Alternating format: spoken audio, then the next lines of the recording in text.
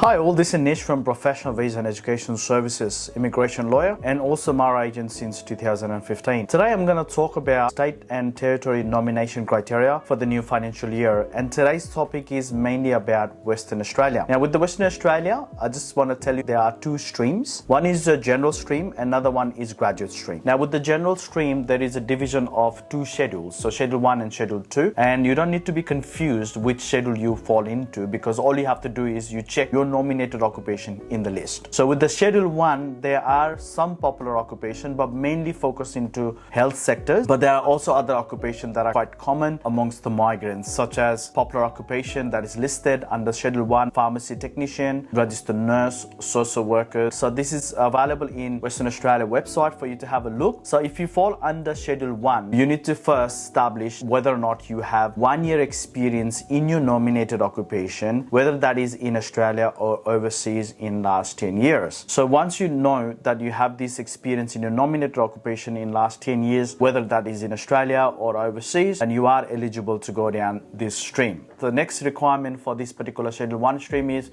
your skill assessment must be matching with your expression of interest, and you must also meet the Department of Home Affairs requirements for 190 and 491, which is the points test system. And then obviously the bare minimum English that you require is a competent in English, which is 6 in each band. We talked about the work experience requirement as the foundation, which is 1 year work experience in your nominated occupation, whether that is in Australia or overseas in last 10 years. Then you also need work experience as in the employment contract in your nominated occupation for 6 months, not at the time of you lodging an expression of interest with Western Australia, but mainly when you get the invitation for your nominated occupation, you should be able to produce employment contract. The minimum is 35 hours, which is a full-time hours as per the interpretation of Western Australia website. 35 hours is considered as a full-time hours, and then you need that work experience letter up to 6 months. When you get the invitation, then you have 28 days to produce that evidence to the Western Australia state government in order for them to assess the nomination criteria. Now that is Schedule 1. For the 491, for Schedule 1, you don't need the employment contract. That is good news for people who are sort of looking at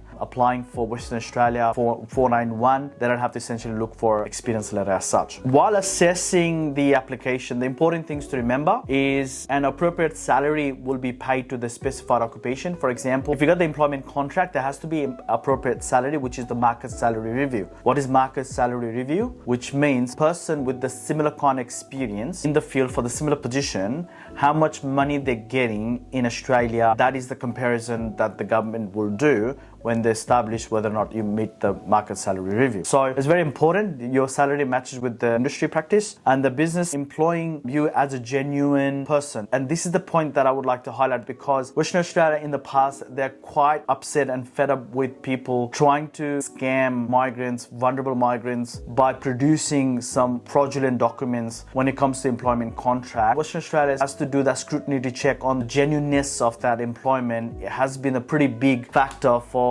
many nomination applications to be refused. So make no mistake, because the Western Australia will be looking at the genuineness of your employment. Also, there is another component, which means as an applicant, you should not be paying your employer to get the employment contract in return. So that's another thing in there which the Western Australia would like to see. Now, the independent contractors and self-employments and sole traders are not acceptable. This was the case last year as well, but then this kind of follows from last year too. Now with the general stream, Schedule 2 will be the one that majority of the migrants will be looking at, because the common occupation, a popular occupation such as accountant, cook, chefs, civil engineers, ICT occupation, trade occupations like bricklayers, carpenters, civil engineers, teachers, community workers, welfare workers are all under Schedule 2. Schedule 2 is an extremely popular stream for many people who are looking at moving to Western Australia or who are looking at applying for Western Australia for the 190 or 491. For this stream, main part that is advantageous as compared to Schedule 1 is you don't need that previous experience in your nominated occupation in Australia or overseas. As long as your occupation is in WASMOL list, then you are eligible to apply for this particular stream. So you need to have a skill assessment again, and Department of Home Affairs requirements of points test system, then English requirement bare minimum 6 in each man, and then contract of employment is required for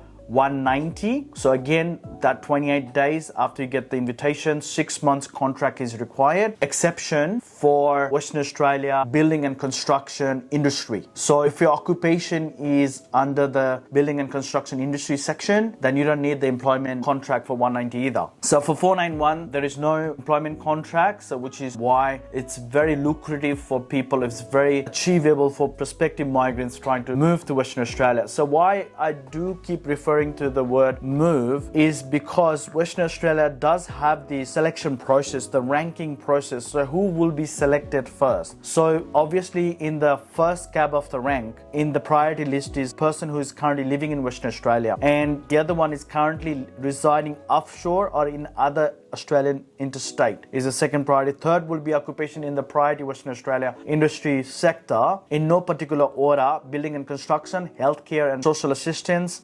hospitality and tourism, and education and training. And occupation in all other Western Australia industry sector will be the other priority. Finally, the second last priority will be the highest expression of interest points, and then the oldest EOI submitted. So that's the ranking process for Western Australia government to select. So which is why it is important for you to move to Western Australia, as opposed to, yes, there is an arrangement even if you are interstate to be able to lodge Western Australia, which is a fantastic avenue Western Australia has created for prospective migrants. They could be in any state and they can apply for this expression of interest. But again, the first priority will be given for the people who are already living in Western Australia, and the second will be for the interstate migrants. So that's how the pecking order works. I hope this video has really clarified the streams, but again, there is a graduate streams as well, which is not hard to understand. These are mainly for people who has actually graduated from Western Australia, which I think the video is going to be very long if I started talking about the graduate stream, which I'll talk about that in a separate video. But I think today's video is mainly talking about the general streams, which is also further divided into Schedule 1, Schedule 2. Schedule 2 being the most popular one amongst the migrants. So I wanted to clarify the Schedule 2, which doesn't have the previous employment requirements in your nominated occupation. But if you're looking at 190, you need that job offer. If you're looking at 491, you don't need that job offer. And even if you're looking at a 190, and if you don't have a job offer, but if your occupation is in that building and construction, you don't need the job offer as well. So I hope this will clarify the situation for you guys. But again, Department of Home Affairs expression of interest criteria remains as it is. You need to have a skill assessment. You need to have minimum 65 points and so on. Okay, well, thank you for watching. I'll be back again with more news and update in future videos, but keep sharing and keep watching our videos. Thank you. Hi all, this is Nish, Director, CEO and Lawyer from Professional Visa and Education Services. This is a quick review on the job that the Rubasha family has been doing with us, and we've been working together for almost a year now. I've been receiving a lot of support from himself, just the dedication and commitment for him to come to our office once a week, every week, and just spending that time understanding the nature of the business we do. Also engage with our team members and also trying to understand the service and the product that we provide to our consumer. I think that has been the great value add for us whenever we're making a video, because it's not about just making a content, but it's about making a content by the content creator, which is more connected to their client. You have done the good job, mate, and keep up the good work. Hey guys, I'm here at the headquarters of Provisa Services, where you can get first-class professional service. You see, life is all about the service that you provide other people. How can you obsess over other people's problems? How could you obsess in the finer details in order to achieve your dreams? As a first-generation African immigrant, know what it's like to live here in Australia. The beauty, the life, being able to see my loved ones every single day.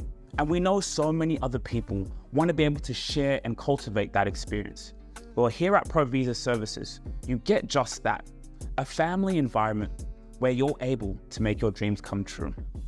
Make sure to follow Provisa Services and the Rubasha Family Podcast. If you really enjoyed this video, make sure to click here, and I'm sure you're gonna love that one.